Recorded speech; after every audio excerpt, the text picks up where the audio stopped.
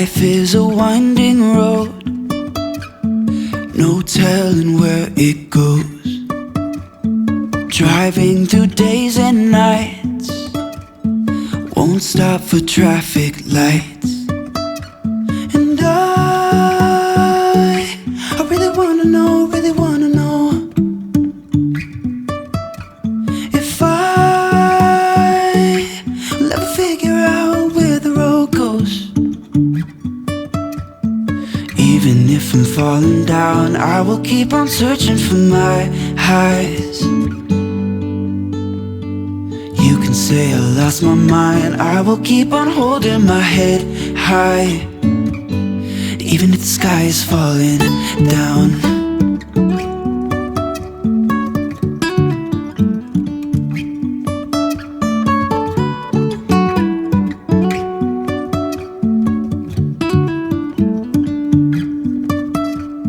Jumping from cliffs so high, trusting our wings to fly. Sometimes we're crashing down, but we get up and start from the ground. And I really wanna know,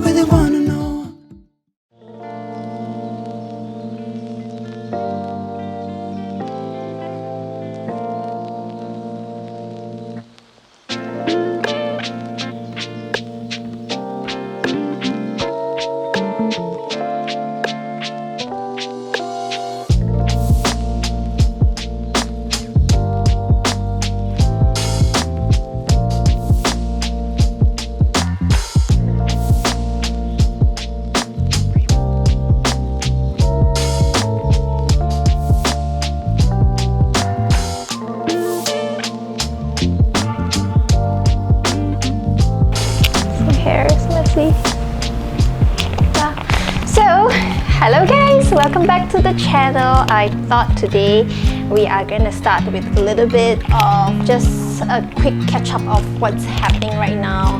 We have gone through the MCO, the EMCO, the FMCO, all sorts of abbreviations and acronyms that is basically just putting us in the same situation, and that is staying at home. And of course, you have seen the part where I've got my vaccination. So yes, I am vaccinated, first dose.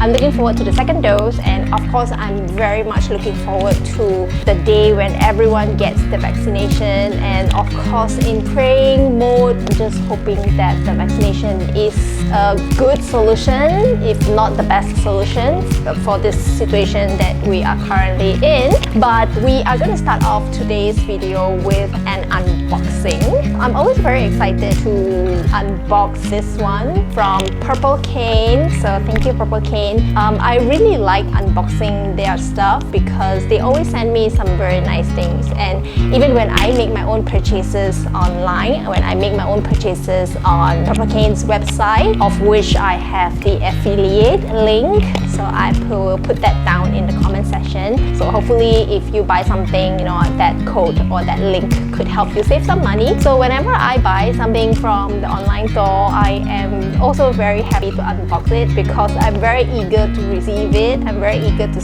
look at the things that I bought, even though I actually do know what I buy. But today, the PR actually sent me a huge box of things, and I don't know what it is. So we are going to unbox it together.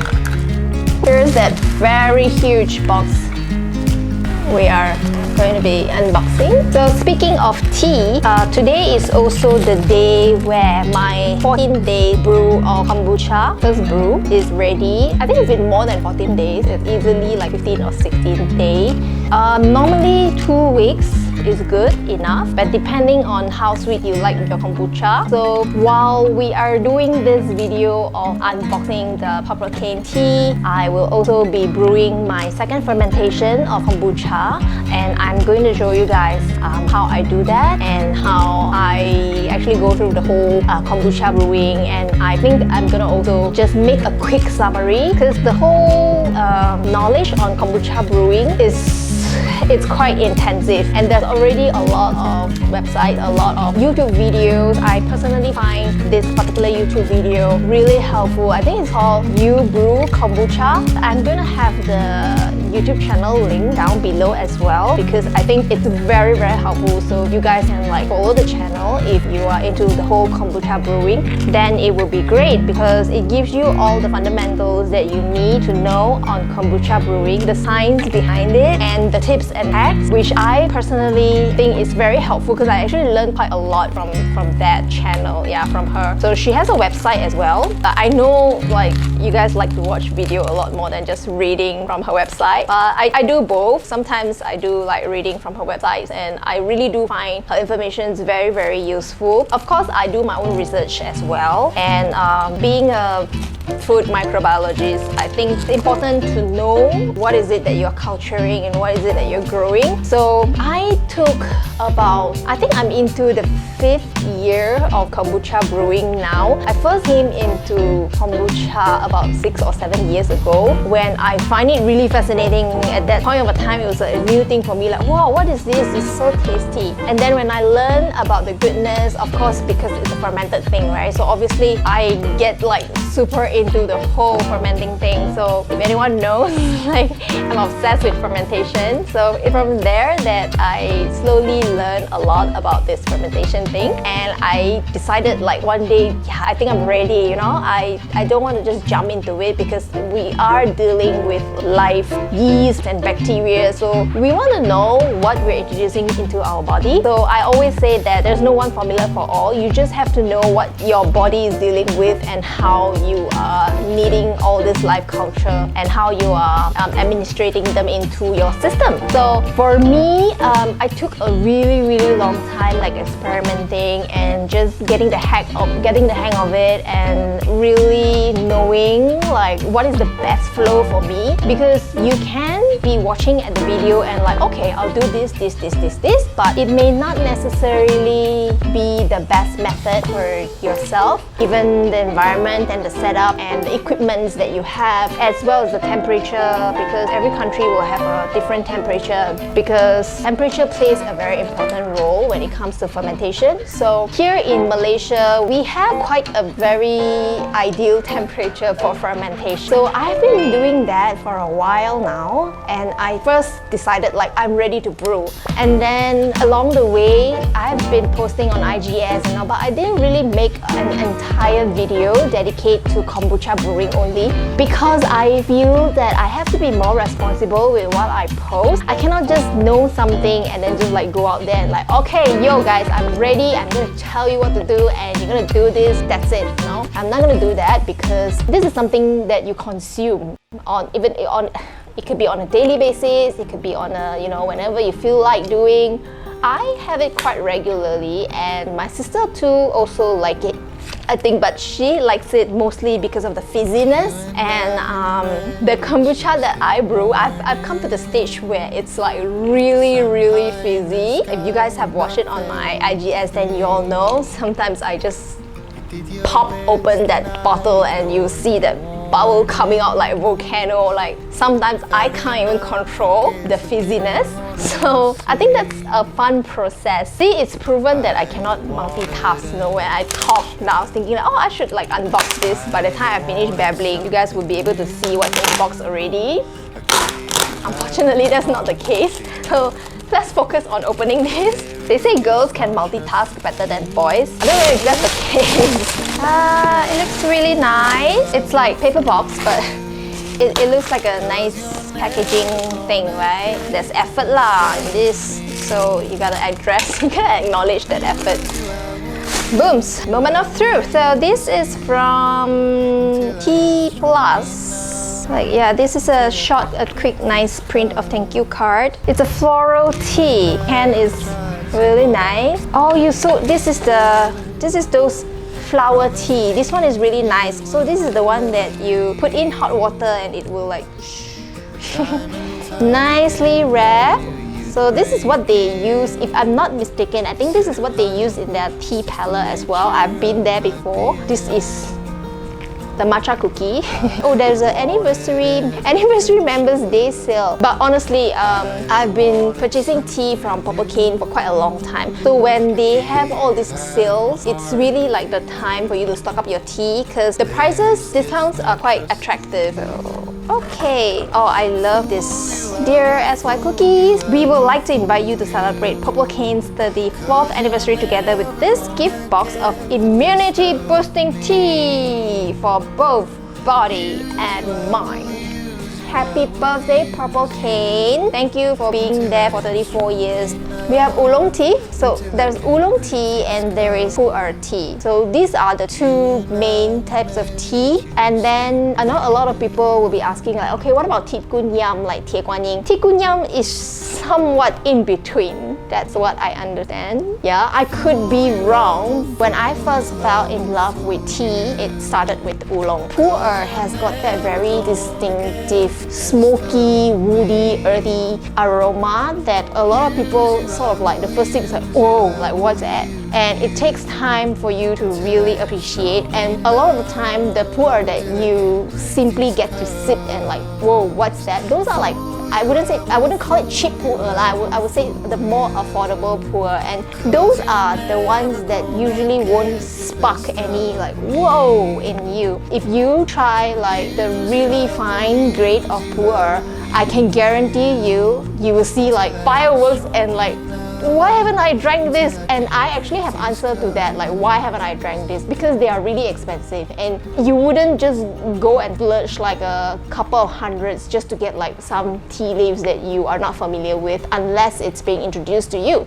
So I think what they do at the tea parlor, serving like individual serving of tea, is a good effort to introduce tea, and it's getting popular this couple of years. So if you are not sure what kind of tea you like, I highly recommend going to the tea parlor and just try out. Oh, okay. Oh, so this is oolong and this is pu'er, and then you have your ripe pu'er, you have your aged pu'er, the fermented pu'er, and yada, and so forth and so forth. So that's the keyword there, fermented, right? So that's the reason why I'm so into tea. And you have here, test my Mandarin, 黄金贵 because there is a ping there. And what I like about these boxes of tea from Purple Cane is also how they make it so simple. Brewing hints, and they tell you what's brewing hints, and then they tell you how you should be brewing them, what temperature, for how long. These are of course just a basic guideline. There's a lot more to study on this, but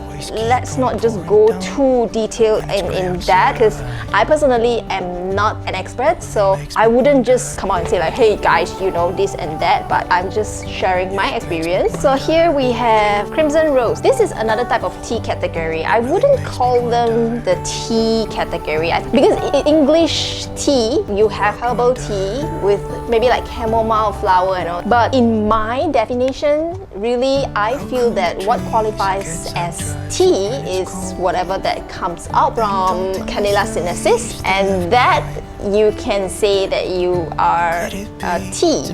If you are flower, then you're just flower lah, like soak, like infused flower water.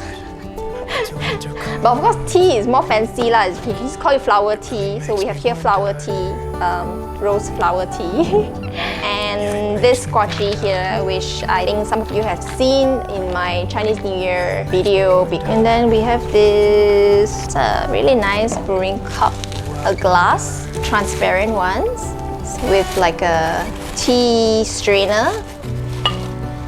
Great, because I always like this individual tea strainer. And then mini duo teh. Okay, I really don't know what is this, but let's find out about this. Gosh. Last but not least, it's my favorite pu'er tea. It's my favorite pu'er tea. And this is pu'er what? This is, maybe it's inside. I'm so stupid. Yeah, it's me, stupid. Okay, this is 季海什么纯健，季海纯健哦，基海纯健哦，Why am I even trying? This one is raw, so I can't wait to try this. So yeah, that's the unboxing, the very messy unboxing. And I'm gonna proceed with making the second ferment of kombucha. Second brew meaning the first brew, you kind of just go through the recipe of putting tea and sugar and adding your SCOBY into it when it's cool, of course, not when it's hot, because you're gonna kill the bacteria and whatever that's alive. And then you leave it to ferment, then they will eat up the sugar. So at the end of your end produce, you will get this really tangy tea. So that is your kombucha. After that, the second fermentation happens when you bottle them. That is the fermentation that's gonna give you that fizz and the bubbly, like a champagne kind of taste. So a lot of people ask me, like, hey, how come some of the kombucha I bought out there or some of the kombucha I ordered in cafe doesn't have the fizz in it? Chances are very high they did not do the second fermentation. So if you like your fermented tea, if you like your kombucha to be like fizzy, then you need to ask the cafe owner, is this first fermentation or second fermentation? Most of the time, they know what's happening and they know what you're asking. So for those who looks at you and like very blur, they are just working there. So don't give them a hard time, just ask them politely to check with, you know, whoever the owner is. I'm pretty sure they know what they buy to sell if they don't make their own batch fermentation. So I think most of the cafe out there, they make their fermentation kombucha batches, and one of which that is the earliest to join the trend was, I remember, VCR Cafe. So they do very decent kombucha. So if you go down to VCR and just ask for their kombucha, I can't remember though if theirs is a 2-batch fermentation, like with fizz or without fizz. But anyway, if you go to the market, there's a lot of local brands that's out there on the rack as well. They are cheaper. They're slightly cheaper than those imported ones. I do not recommend getting those imported ones, mostly because I don't think it's worth the price you pay. You'll be paying like 15 ringgit minimum or 12 ringgit minimum. I think it's just a bit overpriced. So I highly recommend y'all to brew your own kombucha at home, really, because it's really a lot cheaper to do it at home. So yeah, let's go do our second ferment bottling. So mostly we're just gonna juice some really sweet fruit, and I will juice it with one of my recent favorite flow juicer by Impaco, which I think I will do another review on this mini cute device. So what I am doing is I'm gonna go and juice and then bottle it and leave it for another 10 to 14 days for the fizz to happen. And at the same time, we're gonna make breakfast. We are gonna start the day.